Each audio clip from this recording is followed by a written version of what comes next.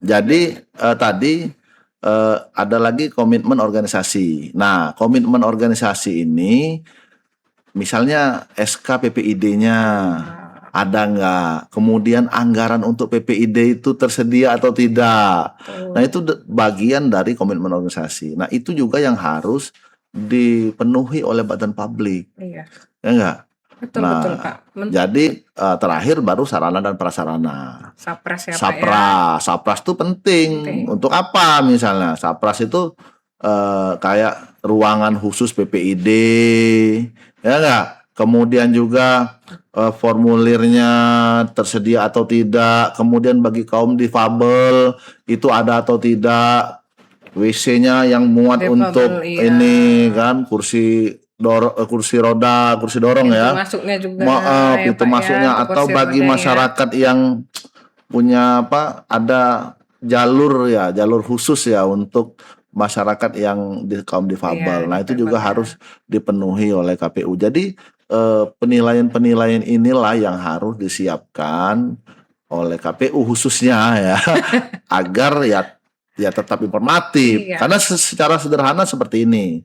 Penilaian Monep itu ikut saja dalam ini bikin akun Monep ini itu nilai ini bobotnya 10%. Nah, 10% ya. Kemudian juga mengisi kuesioner. Tadi kuesionernya ada 33 pertanyaan terdiri dari 5 indikator tadi ya, 5 indikator tadi. Itu kalau kita benar mengisinya dan datanya ada ya, kita isi, kita upload datanya, dokumennya, baik itu link maupun dokumen, foto dan sebagainya, itu kalau sudah maksimal ngisinya kalau memang 100 ya, berarti 70 ya, 70% bobotnya. Berarti sudah 80. Betul. Nah, kalau sudah 80 dia sudah menuju informatif. Iya, menuju ya. Belum informatif ya, Pak ya. Belum informatif. Nanti baru selanjutnya ada verifikasi.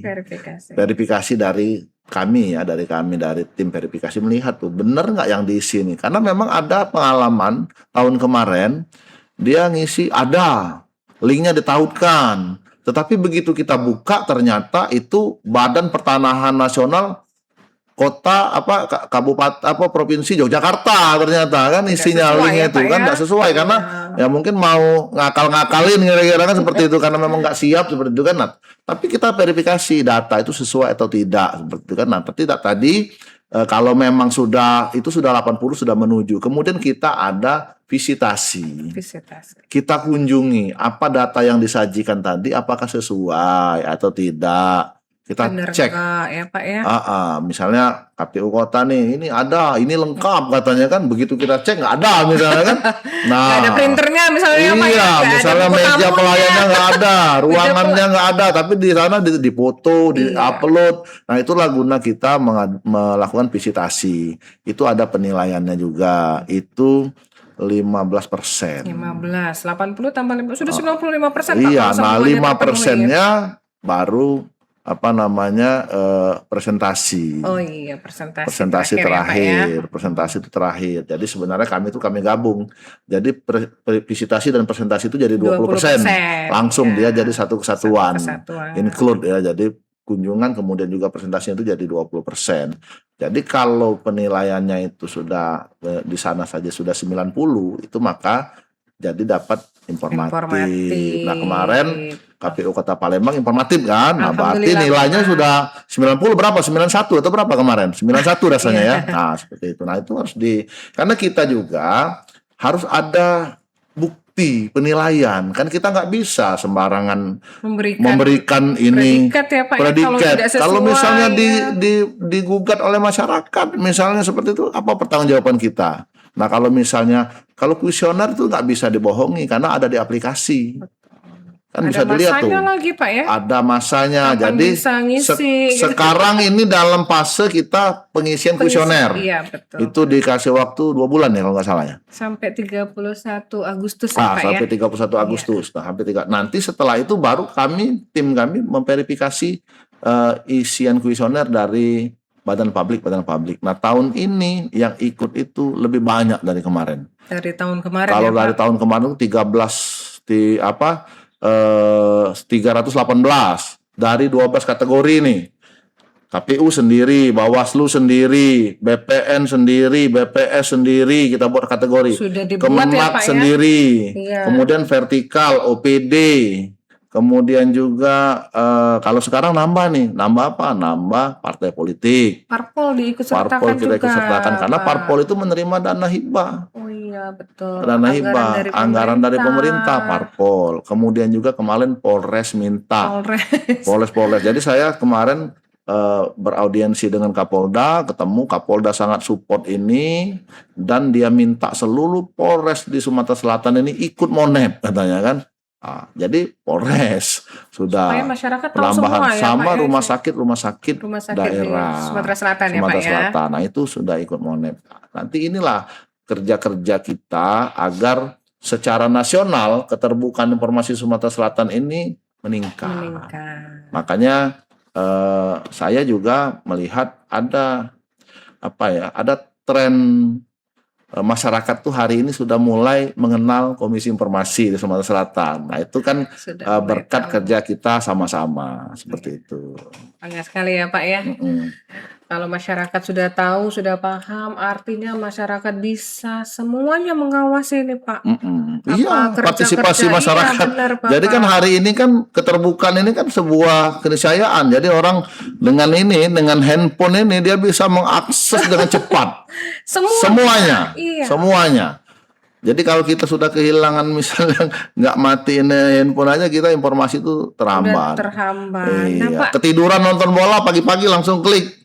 Kira-kira kan, wah langsung kan Spanyol menang rupanya 2-0. Ya, langsung ada Pak ya. Iya. Semua bisa diakses ya Pak di media sosial. Tetapi memang kita juga dengan media sosial ini nggak bisa harus kita telan mentah-mentah karena banyak hoax yang lain-lain. Nah, kita juga sebenarnya Komisi Informasi ini ranahnya bukan ke sana ya, karena kita tuh menyelesaikan sengketa informasi dan mendorong standar layanan informasi. Tetapi kita juga berkewajiban agar informasi ini dapat tersaring dengan baik. Maka dari itu tadi saya sampaikan informasi-informasi ini harus terlebih dahulu diverifikasi oleh badan publik. Ya enggak, diverifikasi oleh badan publik. Jadi informasi yang tersedia oleh badan publik itu memang informasi yang valid, yang sudah diverifikasi terlebih dahulu, baru kita share ke medsos, baru kita share ke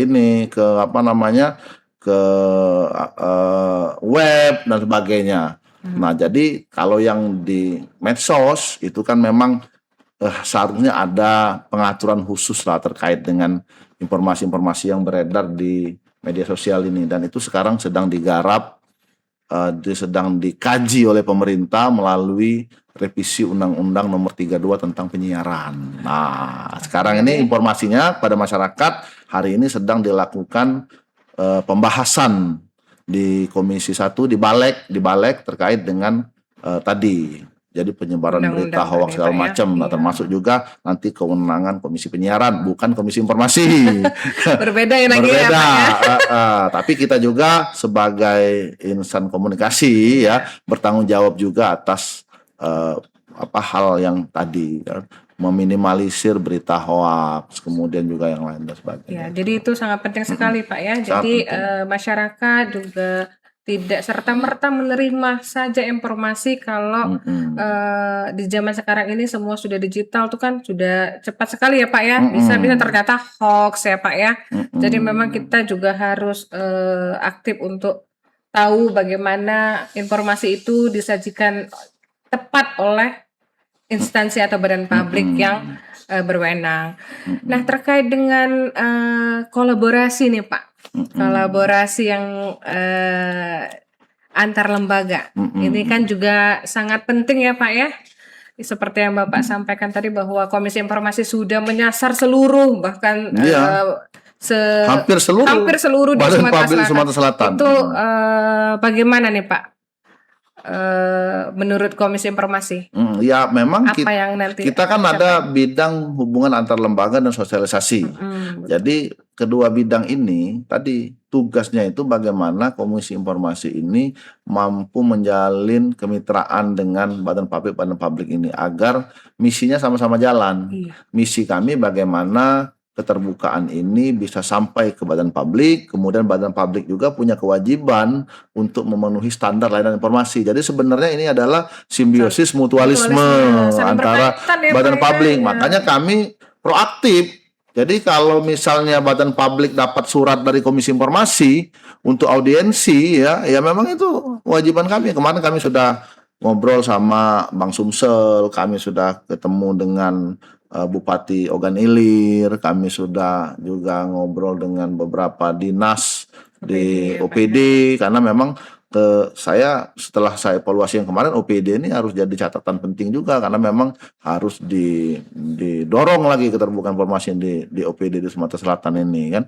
Nah ini juga kita lakukan agar lembaga antar kedua lembaga ini bersinergi sehingga kalau terjadi sengketa informasi ya harus datang, jangan nggak datang. Yang pasti juga kita kan masyarakat atau dalam hal ini badan publik itu sudah paham bahwa sidang sengketa informasi itu harus didatangi, nggak boleh dihindari. Karena kami juga nggak bisa memberikan penilaian atau memberikan putusan itu sepihak seperti itu kan.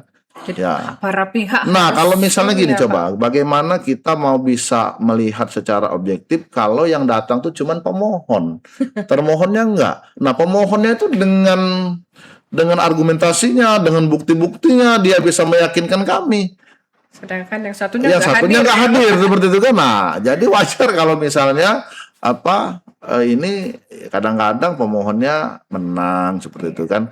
Nah, cuman harus digarisbawahi juga Undang-Undang 14 2008 ini ada sanksi pidananya. Jadi dari pasal 51 sampai 55 itu terdapat sanksi pidananya. Sanksi pidananya lumayan loh. Kurungan kurungan penjara, kurungan itu 1 tahun atau denda 5 juta. Atau yang paling tinggi kurungannya itu 3 tahun, denda 20 juta. Terhadap badan publik yang dengan sengaja tidak memberikan informasi. Nah, jadi kalau sudah sampai seperti itu kan nanti yang repot kan badan publik juga. Iya betul. Kita harus memang konsen dan jangan menganggap remeh terkait dengan terbuka informasi. Karena memang kalau unsurnya sudah terpenuhi, misalnya nih Komisi Informasi sudah memutuskan, memerintahkan badan publik untuk memberikan informasi itu. Sampai tenggat waktu, misalnya setelah itu pemohon informasi sudah minta eksekusi ke pengadilan, sudah memerintahkan, belum juga dikasih, maka pemohon informasi ini dengan dasar dengan dasar eksekusi dari pengadilan dan putusan Komisi Informasi, itu bisa membuat laporan ke pihak penyidik kepolisian. Nah, kalau menurut saya itu sudah 2 alat bukti yang cukup sehingga bisa naik ke proses selanjutnya. Nah, kalau sudah sana ya masuklah ke ranah penyelesaian penyelesaian pidana biasa di kepolisian jadinya.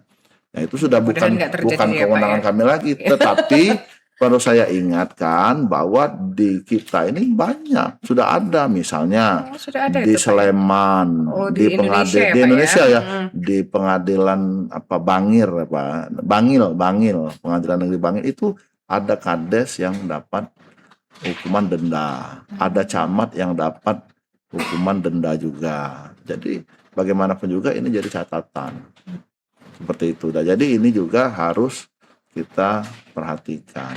Jadi jangan dianggap remeh seperti itu. Penting sekali hal-hal seperti ini.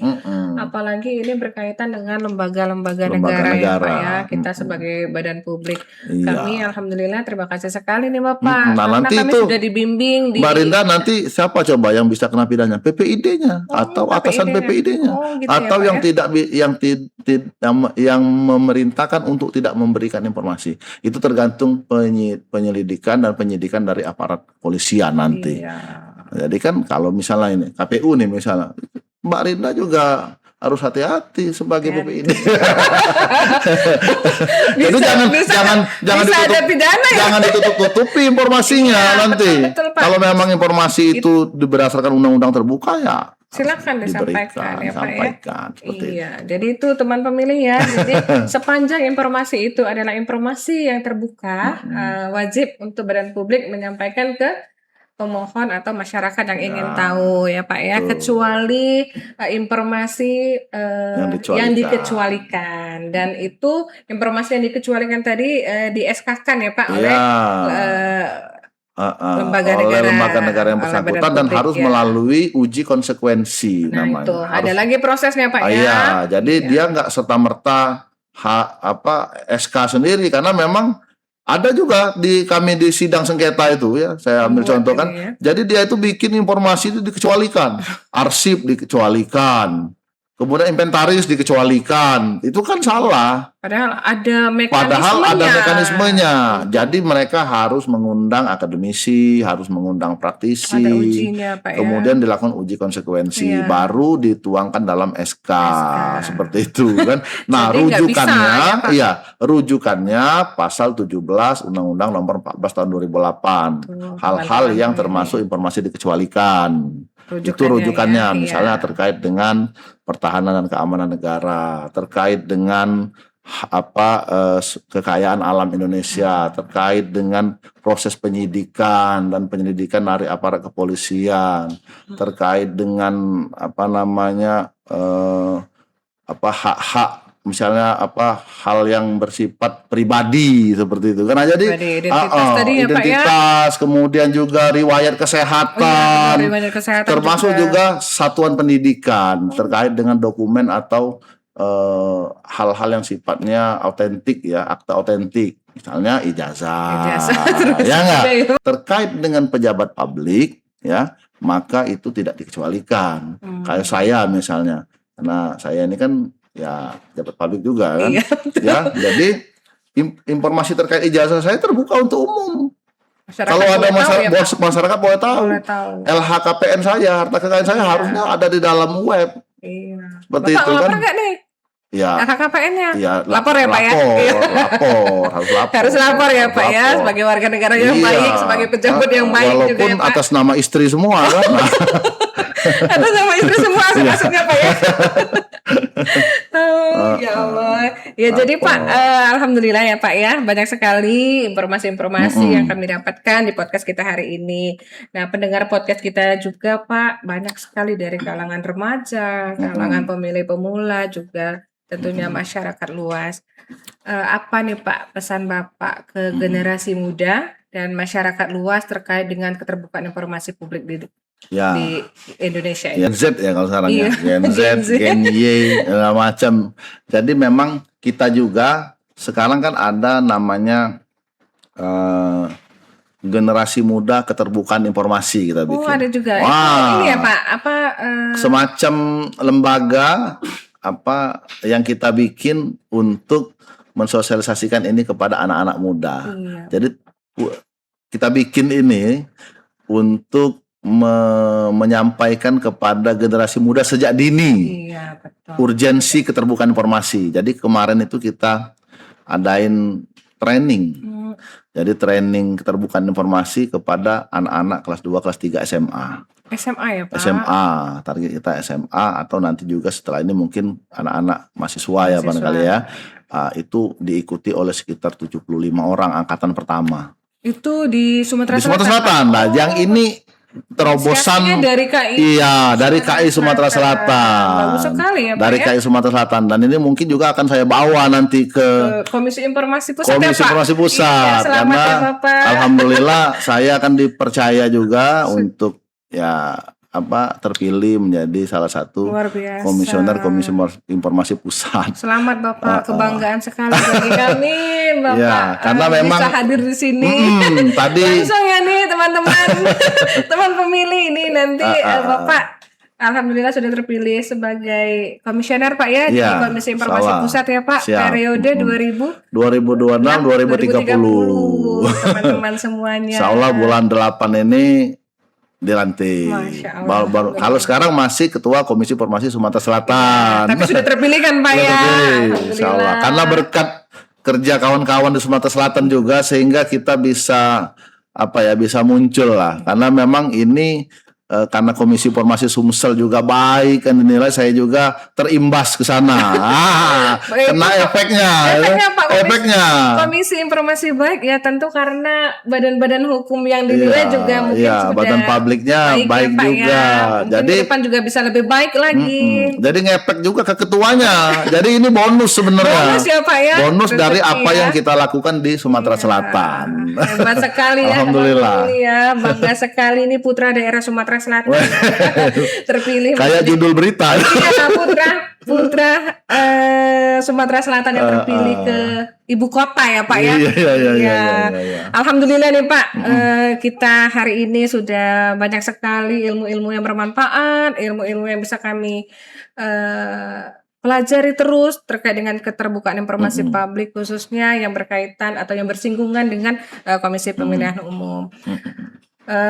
Terima kasih kepada Bapak Jo Martin Chandra yang sekarang masih menjabat sebagai Ketua Komisi Informasi Provinsi Sumatera Selatan ya Pak, tapi sebentar lagi akan dilantik menjadi anggota, mudah-mudahan ketua juga ya Pak ya. Di Komisi Informasi Pusat ya Pak.